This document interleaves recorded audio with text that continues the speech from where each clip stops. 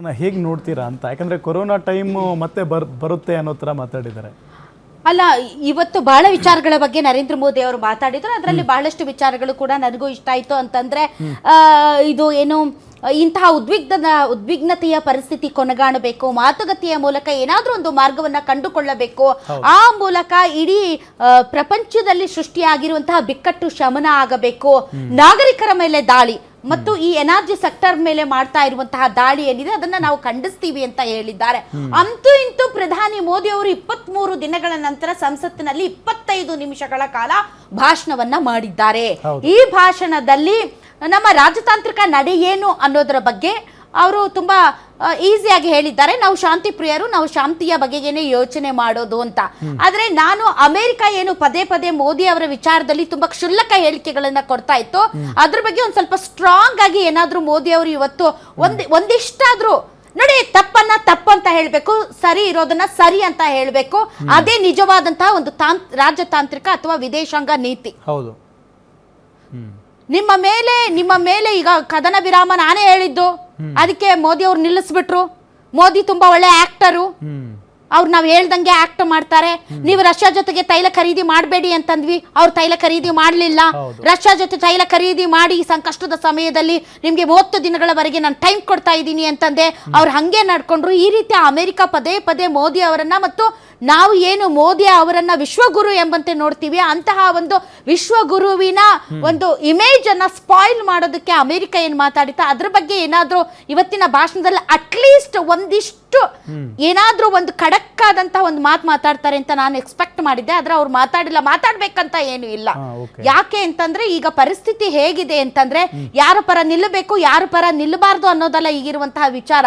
ಇದು ಕೊನೆಗಾಣಬೇಕು. ಇದು ಕೊನೆಗಂಡರೆ ಮಾತ್ರ ಭಾರತದಂತಹ 88% ನಾವು ತೈಲಕ್ಕೆ ಮತ್ತು ಗ್ಯಾಸ್ಗೆ ನಾವು ಬೇರೆ ದೇಶಗಳನ್ನ ಅವಲಂಬಿಸಿರುವಂತಹ ಅಥವಾ ಆಮದನ್ನೇ ಅವಲಂಬಿಸಿರುವಂತಹ ರಾಷ್ಟ್ರ ಇವತ್ತು ವಿಲವಿಲ ಅಂತ ಒದ್ದಾಡ್ತಾ ಇದೀವಿ. ಇಂತಹ ಸಂದರ್ಭದಲ್ಲಿ ನರೇಂದ್ರ ಮೋದಿ ಅವರು ತಮ್ಮ ರಾಜತಾಂತ್ರಿಕ ನಡೆಯ ಬಗ್ಗೆ ಸ್ಪಷ್ಟವಾಗಿ ಏನಾದ್ರೂ ಮಾತಾಡ್ತಾರೆ ಅಂತ ಅಂದ್ಕೊಂಡಿದ್ವಿ. ಅವ್ರೇನ್ ಮಾತಾಡಿಲ್ಲ, ಮಾತಾಡ್ಬೇಕಂತ ಏನಿಲ್ಲ. ಬಟ್ ನಾವು ಶಾಂತಿ ಪ್ರಿಯರು ಅಂತ ಏನ್ ಹೇಳಿದ್ದಾರೆ, ದಟ್ ಈಸ್ ಮೋರ್ ಇನಫ್ ಅಂತ ನನಗನ್ಸುತ್ತೆ. ಬಟ್ ಮಾತಾಡುವ ಸಂದರ್ಭದಲ್ಲಿ ಮಾತಾಡಲಿಲ್ಲ. ಮಾತಾಡುವ ಸಂದರ್ಭದಲ್ಲಿ ಅವರು ಮಾತನಾಡಿದ್ದಾರೆ, ಇವತ್ತು ನಮ್ಗೆ ಈ ರೀತಿಯಾದಂತ ಸಂಕಷ್ಟ ಬರ್ತಾ ಇರ್ಲಿಲ್ಲ ಅಂತ ಈಗಾಗಲೇ ಪ್ರತಿಪಕ್ಷಗಳು ಕೂಡ ದಾಳಿ ಮಾಡ್ತಾ ಇವೆ. ಬಟ್ ಅದು ಪಕ್ಕಕ್ಕಿಟ್ಟು ಇವತ್ತಿನ ಭಾಷಣವಷ್ಟೇ ಕಾನ್ಸಂಟ್ರೇಟ್ ಮಾಡೋದಾದ್ರೆ, ಬಿಗಿನಿಂಗ್ ಅಲ್ಲಿ ಫಸ್ಟ್ ಪ್ಯಾರ ಏನಿದೆ ಅದರಲ್ಲೇ ಮೋದಿ ಅವರು ಹೇಳ್ತಾರೆ, ಕೊರೋನಾ ಟೈಮಲ್ಲಿ ಯಾವ ರೀತಿ ನಾವು ಸವಾಲುಗಳನ್ನ ಎದುರಿಸಿದ್ದೇವೋ ಈಗ ಇಡೀ ಭಾರತ ಅಂತಹ ಸವಾಲುಗಳನ್ನ ಎದುರಿಸುವುದಕ್ಕೆ ಸಿದ್ಧರಾಗಿರಿ. ಅಂದ್ರೆ ಕೊರೋನಾದಂತಹ ಸಂದರ್ಭ ಮತ್ತೆ ಬರುತ್ತಾ, ಮುಂದಿನ ದಿನಗಳಲ್ಲಿ ಕೊರೋನಾ ಸಂದರ್ಭದಲ್ಲಿ ಆದಂತಹ ಏನು ಒಂದು ರೀತಿಯಾದಂತ ಬಿಗಡಾಯಿಸಿದಂತಹ ಪರಿಸ್ಥಿತಿ ವಾತಾವರಣ ಮತ್ತೆ ಮರುಸೃಷ್ಟಿ ಆಗುತ್ತಾ? ಇದಕ್ಕೆ ಕಾರಣ ಮೋದಿ ಅವರಂತ ಹೇಳಕ್ ನಾವಿಲ್ಲಿ ಕೂತಿಲ್ಲ. ಅಂದರೆ ಏನು ಮಧ್ಯಪ್ರಾಚ್ಯದಲ್ಲಿ ನಡೀತಾ ಇರುವಂತಹ ಈ ಯುದ್ಧದ ನೇರ ಪರಿಣಾಮ ಇನ್ನು ಮುಂದಿನ ದಿನಗಳಲ್ಲಿ ಭಯಂಕರವಾಗಿರಲಿದೆ ಅನ್ನೋದರ ಮುನ್ಸೂಚನೆಯನ್ನ ಈ ದೇಶದ ಪ್ರಧಾನಿಗಳು ಕೊಟ್ಟಿದ್ದಾರೆ. ಅದಕ್ಕೆ ಭಾರತೀಯರು ನೀವು ರೆಡಿ ಆಗಿದ್ದೀರಾ? ಕರೆಕ್ಟ್. ನಾನು ಆಗ್ಲೇ ಹೇಳ್ತಾ ಇದ್ದೆ, ಇಸ್ರಾಯೇಲ್ ಅಲ್ಲಿ ರಕ್ತಪಾತ ಆಗ್ತಾ ಇದೆ, ಆದ್ರೆ ಕಣ್ಣೀರ್ ಹಾಕ್ತಾ ಇರೋದು ಈ ದೇಶದ ಮಧ್ಯಮ ಮತ್ತು ಬಡ ವರ್ಗದ ಜನರು. ತುಂಬಾ ದಪ್ಪ ಇದ್ದೀರಾ, ಅದರಲ್ಲೂ ಯಾವುದೇ ಸೈಡ್ ಎಫೆಕ್ಟ್ ಇಂದ ಸಣ್ಣ ಆಗ್ಬೇಕಾ? ಎಷ್ಟೋ ಜನ ಹೇಳ್ತಾ ಇದ್ರಿ, ಸರ್ ನಾನು ಜಿಮ್ಗೆ ಹೋಗ್ತಾ ಇದ್ದೀನಿ ಆದ್ರೂ ಸಣ್ಣ ಆಗ್ತಾ ಇಲ್ಲ ಸರ್, ವರ್ಕೌಟ್ ಮಾಡ್ತಾ ಇದ್ದೀನಿ ಆದ್ರೂ ಸಣ್ಣ ಆಗ್ತಾ ಇಲ್ಲ ಅಂತ ಹೇಳ್ತಾ ಇದ್ರಲ್ಲ. 100% ಯಾವ ಜಿಮ್ಗೂ ಹೋಗ್ದಂಗೆ ವರ್ಕೌಟು ಮಾಡ್ದಂಗೆ ನೀವು ಸಣ್ಣ ಆಗ್ಬೋದು. ಪ್ರತಿದಿನ ಬೆಳಿಗ್ಗೆ ಸಂಜೆ 2 ಟೈಮ್ ನಮ್ಮ ಜೀನಿ ಸ್ಲಿಮ್ ನ ಯೂಸ್ ಮಾಡಿ ಯಾವುದೇ ಸೈಡ್ ಎಫೆಕ್ಟ್ ಇಲ್ದಂಗೆ ನೀವು ಸಣ್ಣ ಆಗ್ತೀರಾ. ಯಾಕೆಂದ್ರೆ ಜೀನಿ ಸ್ಲಿಮ್ ಒಂದು ಉತ್ತಮ ಆಹಾರ. ಹೌದು. ಗೊಬ್ಬರಕ್ಕೋಸ್ಕರ ರೈತರು ಕುಯ್ಯಲ್ಲಿ ನಿಂತಿದ್ದಾರೆ, ಗ್ಯಾಸ್ ಸಿಲಿಂಡರ್ಗೋಸ್ಕರ ಜನಸಾಮಾನ್ಯರು ಕುಯ್ಯಲ್ಲಿ ನಿಂತಿದ್ದಾರೆ. ಅಂತಹ ಪರಿಸ್ಥಿತಿ ನಿರ್ಮಾಣ ಆಗಿದೆ. ಕೊರೋನಾ ಸಂದರ್ಭವನ್ನ ನೆನಪಿಸಿಕೊಂಡ್ರೆ ಈಗಲೂ ಕೂಡ ಮೈ ಜುಮ್ ಅನ್ನುತ್ತೆ. ಲಕ್ಷಾಂತರ ಜನ ಸತ್ತು ಹೋದ್ರು, ಸರ್ಕಾರಿ ರೆಕಾರ್ಡ್ಸ್ ಅಲ್ಲಿ ಇಲ್ಲದೆ ಇರಬಹುದು. ಲಕ್ಷಾಂತರ ಜನ ನಮ್ಮ ಕಣ್ಣ ಮುಂದೆನೆ ಕೊರೋನಾ ಸಂದರ್ಭದಲ್ಲಿ ತರಗೆಲೆಗಳಂತೆ ಉದುರು ಹೋದ್ರು. ಆಗ ಎದ್ದಂತಹ ಆಕ್ಸಿಜನ್ ಕೊರತೆ ಆಗಿರ್ಬೋದು, ಅಥವಾ ಆಗ ಮೆಡಿಸಿನ್ ಕೊರತೆ ಆಗಿರ್ಬೋದು, ಅಥವಾ ಕೋಟಿಗಟ್ಟಲೆ ಕಾರ್ಮಿಕರು ತಮ್ಮ ಬದುಕನ್ನ, ತಮ್ಮ ಕೆಲಸವನ್ನ ಕಳ್ಕೊಂಡು ಮತ್ತೆ ತಮ್ಮ ಗ್ರಾಮಗಳಿಗೆ ವಾಪಸ್ ಹೋಗಿ ಕೃಷಿಯನ್ನ ನೆಚ್ಚಿಕೊಳ್ಬೇಕಾದಂತ ಪರಿಸ್ಥಿತಿ ನಿರ್ಮಾಣ ಆಯಿತು. ನಿಜಮ್ಮ. ಎಷ್ಟೋ ಜನ ಕೊರೋನಾದಿಂದ ಇನ್ನೂ ಕೂಡ ಚೇತರಿಸಿಕೊಂಡಿಲ್ಲ. ಅವರ ಆರ್ಥಿಕ ಪರಿಸ್ಥಿತಿ ಇಷ್ಟು ಮುರಾಬಟ್ಟೆ ಆಗಿದೆ ಅಂದ್ರೆ ಕೊರೋನಾ ಅಂದ್ರೆ ನಿದ್ದೆಯಲ್ಲೂ ಕೂಡ ಕಂಗೆಟ್ಟು ಎದ್ದು ಓಡಿ ಹೋಗುವಂತಹ ಪರಿಸ್ಥಿತಿ ನಿರ್ಮಾಣ ಆಗಿತ್ತು. ಅಂತಹ ಪರಿಸ್ಥಿತಿ ಮತ್ತೆ ನಿರ್ಮಾಣ ಆಗುತ್ತಾ? ನಾನು ಹೇಳ್ತಾ ಇರೋದು ಲಾಕ್ಡೌನ್ ಅಂತಹ ಪರಿಸ್ಥಿತಿ ಅಲ್ಲ, ಅದರಂತೆಯೇ ಪರಿಸ್ಥಿತಿಗಳು ನಿರ್ಮಾಣ ಆಗುತ್ತಾ? ಮುಂದಿನ ದಿನಗಳಲ್ಲಿ ತಿನ್ನುವ ಆಹಾರಕ್ಕೂ ಕೂಡ ಕೊರತೆ ಬರಬಹುದು. ಯಾಕೆಂದ್ರೆ we are totally dependent on urea. So ನಾವು ಯೂರಿಯಾ ಫ್ಯಾಕ್ಟರಿಗಳನ್ನ ಹೆಚ್ಚು ಮಾಡ್ತೀವಿ ಅಂತ ಇವ್ರು ಹೇಳ್ತಿದ್ದಾರೆ. ಹಾಗಾದ್ರೆ ಗೊಬ್ಬರ ತಯಾರಿಕೆಗೆ ಬೇಕಾಗಿರೋದೇನು? CNG. ಅದನ್ನ ಎಲ್ಲಿಂದ ತರ್ತೀರಾ ಅಂತ ಪ್ರತಿಪಕ್ಷಗಳು ಕೇಳ್ತಾ ಇರೋದು. ಸೊ ನಾವು ಈಗ ಯುದ್ಧ ಕಾಲೇ ಶಸ್ತ್ರಾಭ್ಯಾಸ ಅನ್ನೋ ತರದಲ್ಲಿ ಈ ಯುದ್ಧ ಕಾಲದಲ್ಲಿ ನಾವು ಶಸ್ತ್ರಾಭ್ಯಾಸ ಮಾಡೋದಕ್ಕಿಂತ ಕಳೆದ 2-3 ವರ್ಷಗಳಿಂದ ಈ ಒಂದು ಅಮೆರಿಕ, ಇಸ್ರೇಲ್ ಮತ್ತು ಇರಾನ್ ನಡುವಿನ ಬಿಕ್ಕಟ್ಟು ದಿನೇ ದಿನೇ ಉಲ್ಬಣ ಆಗ್ತಾ ಇರುವಂತ ಸಂದರ್ಭದಲ್ಲಿ ಯುದ್ಧ ಘೋಷಣೆ ಆಗಿ 1 ವಾರ ಆದ್ಮೇಲೆ ಶಸ್ತ್ರಾಭ್ಯಾಸ ಮಾಡೋದಲ್ಲ, ಅದಕ್ಕಿಂತ ಮುಂಚೆನೆ ಮಾಡ್ಕೋಬೇಕಾಗಿತ್ತು ಅನ್ನೋದು ಜನಸಾಮಾನ್ಯರ ಅಭಿಪ್ರಾಯ. ಬಟ್ ಮೋದಿ ಅವ್ರ ಜಾಗದಲ್ಲಿ ಬೇರೆ ಯಾವ ಪ್ರೈಮ್ ಮಿನಿಸ್ಟರ್ ಇದ್ರು, ಹೇಗ್ ಮಾಡ್ತಿದ್ರು, ಏನ್ ಮಾಡ್ತಾ ಇದ್ರು ಅನ್ನೋದು ಅದು ಕೇವಲ ಒಂದು ವಿಶ್ಲೇಷಣೆಗೆ ಮಾತ್ರ ಸೀಮಿತ. ಬಟ್ ದೇಶದ ಪ್ರಧಾನಿಗಳೇ ಹೇಳಿದ್ದಾರೆ, ಕೊರೋನಾ ಟೈಮಲ್ಲಿ ಯಾವ ರೀತಿ ನಾವು ತಯಾರಾಗಿ ಅದನ್ನ ಎದುರಿಸಿದ್ದೇವೋ ಅಂಥದ್ದೇ ಪರಿಸ್ಥಿತಿ ಈಗ ಬರಲಿದೆ ಅಂತ. ಸೊ ನೀವು ರೆಡಿ ಇದ್ದೀರಾ? ಇದು ತುಂಬಾ ಇಂಪಾರ್ಟೆಂಟ್ ಪ್ರಶ್ನೆ.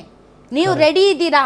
ಈಗಾಗಲೇ ನಿಮ್ಮ ಅಡುಗೆ ಮನೆಗೆ, ನಿಮ್ಮ ಜೇಬಿಗೆ, ನಿಮ್ಮ ಜೀವನದ ಮೇಲೆ ಹೊಡೆತ ಬಿದ್ದಿದೆ. ರೆಸ್ಟೋರೆಂಟ್ಗಳು, ಹೋಟೆಲ್ಗಳು, ಹಲವಾರು ಮಾರಾಟಗಾರರು ಈಗಾಗಲೇ ತಮ್ಮ ದುಕಾನ್ಗಳನ್ನ ಬಂದ್ ಮಾಡಿದ್ದಾರೆ. ಮುಂದೇನು ಅನ್ನುವಂತಹ ಭವಿಷ್ಯದ ಚಿಂತೆಯಲ್ಲಿದ್ದಾರೆ. ಇದೇ ಪರಿಸ್ಥಿತಿ ಹೀಗೆಯೇ ಮುಂದುವರಿದರೆ ಏನಾಗಬಹುದು ಮುಂದಿನ ದಿನಗಳಲ್ಲಿ? ಈಗಾಗಲೇ ಇಂಡಸ್ಟ್ರಿಯಲ್ ಗ್ಯಾಸ್ ಬೆಲೆ, ತೈಲ ಬೆಲೆ ಜಾಸ್ತಿ ಮಾಡಿದ್ದಾರೆ. ಇಂಡಸ್ಟ್ರಿಯಲ್ ತೈಲ ಬೆಲೆ 25 ರೂಪಾಯಿ ಜಾಸ್ತಿ ಆಗಿದೆ. ಸೊ ಪ್ರೊಡಕ್ಷನ್ ಕಾಸ್ಟ್ ಜಾಸ್ತಿ ಆಗುತ್ತೆ, ಟ್ರಾನ್ಸ್ಪೋರ್ಟೇಷನ್ ಕಾಸ್ಟ್ ಜಾಸ್ತಿ ಆಗುತ್ತೆ. ನಮ್ಮ ದಿನನಿತ್ಯ ಬಳಕೆಯ ವಸ್ತುಗಳು, ಹಣ್ಣು, ತರಕಾರಿ ಎಲ್ಲದರ ಬೆಲೆ ಜಾಸ್ತಿ ಆಗುತ್ತಾ ಹೋಗುತ್ತೆ. ನೀವು ರೆಡಿ ಇದ್ದೀರಾ? ನೀವು ರೆಡಿ ಇದ್ದೀರಾ? ಇನ್ನು ಕೂಡ ನಾವು ಡೀಸೆಲ್, ಪೆಟ್ರೋಲ್ ಬೆಲೆ ಇನ್ನೂ ಕೂಡ ನಮಗೆ ಪಾಸ್ ಆನ್ ಮಾಡಿಲ್ಲ. ಹೀಗೆ ಇರಕ್ಕಾಗಲ್ಲ. ಮುಂದಿನ ದಿನಗಳಲ್ಲಿ ಅದು ಪಾಸ್ ಆನ್ ಆಗ್ಲೇಬೇಕು. ನಾವು ಈಗ ತೈಲವನ್ನ, ಈಗ ನಮ್ಮ ರೂಪಾಯಿ ಮೌಲ್ಯ ತುಂಬಾ ಕುಸಿದಿದೆ. ಅಂತಾರಾಷ್ಟ್ರೀಯ ಮಾರುಕಟ್ಟೆಯಲ್ಲಿ ತೈಲ ತಗೋಬೇಕು ಅಂದ್ರೆ ಈಗ ದುಪ್ಪಟ್ಟಾಗಿರುವ ಬೆಲೆಗೆ ಡಾಲರ್ ಮೂಲಕನೇ ನಾವು ತೆಗೆದುಕೊಳ್ಳಬೇಕಾಗಿರೋದ್ರಿಂದ ತುಂಬಾ ದುಡ್ಡು ವ್ಯಯವಾಗುತ್ತೆ. ಅದನ್ನ ಡೆಫಿನೆಟ್ಲಿ ಗ್ರಾಹಕರಿಗೆ ವರ್ಗಾವಣೆ ಮಾಡ್ತಾರೆ. Hold on. ಪೆಟ್ರೋಲ್ ಡೀಸೆಲ್ ಬೆಲೆ ಜಾಸ್ತಿ ಆಗುತ್ತೆ. ನೀವು ರೆಡಿ ಆಗ್ತೀರಾ? ರೆಡಿ ಇದ್ದೀರಾ? ಸೊ ಈ ತರ ಒಂದು ಪರಿಸ್ಥಿತಿ ನಿರ್ಮಾಣ ಆಗುತ್ತೆ ಅಂತ ಇಂಡೈರೆಕ್ಟ್ಲಿ ಇವತ್ತು ನರೇಂದ್ರ ಮೋದಿ ಅವರು ಹೇಳಿದ್ದಾರೆ. ಆದ್ರೆ ಪ್ರತಿಪಕ್ಷಗಳು ಎಂದಿನಂತೆಯೇ ನರೇಂದ್ರ ಮೋದಿ ಅವರನ್ನ ಟಾರ್ಗೆಟ್ ಮಾಡಿದ್ದಾರೆ. ಏನು ಅಂತಂದ್ರೆ 23 ದಿನಗಳ ನಂತರ ಮೋದಿ ಅವರು ಮಾತಾಡಿದ್ದಾರೆ. ಯಾವಾಗ ಮಾತಾಡ್ಬೇಕೋ ಆವಾಗ ಮಾತಾಡಿಲ್ಲ. ಅವಾಗ ಮಾತಾಡಿದ್ರೆ ಇಂತಹ ಪರಿಸ್ಥಿತಿ ಬರ್ತಾ ಇರ್ಲಿಲ್ಲ. ಏನಿದು ಡಿಪ್ಲೊಮಸಿ? ಈಗ ಮಾತಾಡಿ ಏನು ಪ್ರಯೋಜನ? ಈಗ ಮಾತಾಡುವಂತ ಈ ಡಿಪ್ಲೊಮಸಿಯಿಂದ ಏನ್ ಲಾಭ ಬಂತು? ಹರ್ಮುಜ್ ಜಲಸಂಧಿಯಿಂದ ಎಲ್ಲಾ ಹಡಗುಗಳನ್ನು ಸ್ಟಾಪ್ ಮಾಡಿದ್ರು, ನಮ್ಮದು ಸ್ಟಾಪ್ ಮಾಡಿದ್ದಾರೆ. 1 ಬಿಟ್ರು, 2 ಬಿಟ್ರು, 3 ಬಿಟ್ರು, ಅದೇ ನಾವು ಮಾಡಿರುವಂತ ಅತಿ ದೊಡ್ಡ ಜಯ ಎನ್ನುವಂತೆ ಎಲ್ಲರೂ ಮಾತಾಡ್ತಾ ಇದ್ದಾರೆ. ಬರ್ತಾ ಇರುವಂತಹ ಒಂದು ಹಡಗುಗಳಲ್ಲಿ ಇರುವಂತಹ ಗ್ಯಾಸ್ 1 ದಿನಕ್ಕೂ ಕೂಡ ಸಾಕಾಗೋದಿಲ್ಲ. ಇಂತಹ ಸಂದರ್ಭದ ಮಧ್ಯೆ ಮೋಸ್ಟ್ಲಿ ಇಸ್ರೇಲ್ ಹತ್ರನೋ ಅಮೆರಿಕ ಹತ್ರನೋ ಮೋದಿ ಅವ್ರದ್ದು ಏನೋ ಫೈಲ್ ಇರಬೇಕು. ಹಾಗಾಗಿ ಅವರು ಮಾತಾಡ್ತಾ ಇಲ್ಲ. ಇಂತಹ ಹೇಡಿ, ಇಂತಹ ಬಲಹೀನ ಮತ್ತು ಇಂತಹ ಕಾಂಪ್ರಮೈಸ್ಡ್ ಪ್ರೈಮ್ ಮಿನಿಸ್ಟರ್ ನಾವು ನೋಡೇ ಇಲ್ಲ ಅಂತ ಕಾಂಗ್ರೆಸ್ ಈಗ ಪ್ರತಿಕ್ರಿಯೆ ಕೊಟ್ಟಿದೆ. ಬಟ್ ನಮಗೆ ಆರೋಪ ಪ್ರತ್ಯಾರೋಪ ಅಲ್ಲ ಬೇಕಾಗಿರೋದು, ನಮ್ಮ ಜನರ ಸಮಸ್ಯೆಗಳಿಗೆ ಉತ್ತರ ಬೇಕಾಗಿರೋದು. ನೀವು ಭಾಷಣ 25 ನಿಮಿಷ ಮಾಡ್ತಿರೋ, ಇಲ್ಲ ಪ್ರತಿಪಕ್ಷಗಳು ನೀವು ದಿನಗಟ್ಟಲೆ ಭಾಷಣ ಮಾಡ್ತಿರೋ. ಪ್ರಿಯಾಂಕಾ ಗಾಂಧಿ ಅವರು ಸಂಸತ್ತಿನಲ್ಲಿ ಈ ವಿಚಾರದ ಬಗ್ಗೆ ಚರ್ಚೆ ಮಾಡಬೇಕು ಮತ್ತು ಪ್ರತಿಪಕ್ಷಗಳನ್ನ ವಿಶ್ವಾಸಕ್ಕೆ ತೆಗೆದುಕೊಳ್ಳಬೇಕು ಅಂತ ಹೇಳಿದ್ದಾರೆ. ನೀವು ಚರ್ಚೆ ಮಾಡ್ತಿರೋ, ಇಲ್ಲ ಭಾಷಣ ಹೊಡಿತಿರೋ, ಜನರ ಸಮಸ್ಯೆಗಳಿಗೆ ಉತ್ತರ ಬೇಕಾಗಿದೆ. ರಷ್ಯಾ ಮತ್ತು ಚೈನಾ ತಮ್ಮ ರಾಜತಾಂತ್ರಿಕ ವ್ಯವಸ್ಥೆಯಲ್ಲಿ ಯಾವ ರೀತಿ ಸರಾಗವಾಗಿ ಎಲ್ಲವನ್ನೂ ಮಾಡ್ತಾ ಇದ್ದಾವೋ ಅದೇ ರೀತಿಯಾದಂತಹ ಒಂದು ತಂತ್ರಗಾರಿಕೆ, ಒಂದು ಸ್ಟ್ರಾಂಗ್ ಆದಂತಹ ಒಂದು ಡಿಪ್ಲೊಮಸಿ ನಮಗೆ ಬೇಕಾಗಿದೆ ಅಂತ ಅನ್ನಿಸ್ತಾ ಇದೆಪ್ಪ. ಬಟ್ ಡೆಫಿನೆಟ್ಲಿ ಇವತ್ತು ಮೋದಿ ಅವರು ಅಮೆರಿಕ ವಿರುದ್ಧ ಒಂದ್ ಮಾತು ಮಾತಾಡಲಿಲ್ಲ.